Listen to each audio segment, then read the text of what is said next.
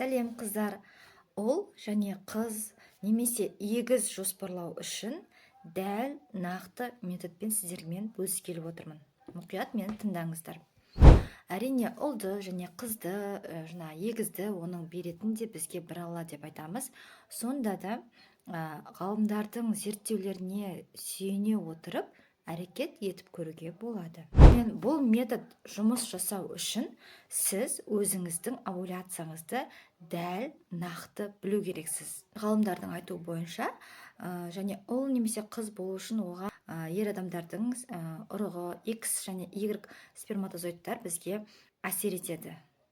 Ол сперматозоидтардың өмір сүру ұзақтығы және жылдамдығы әртүрлі.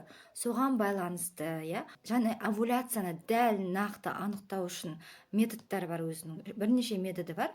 Солардың барлығын бірінші анықтай отырып келіп, одан кейін XY хромосоманың ерекшелігін ескере отырып келіп, қандай күні жыныстық қатынасқа қосылса қыз болады, немесе ұл болады деген мәселе сұрақ туындайды.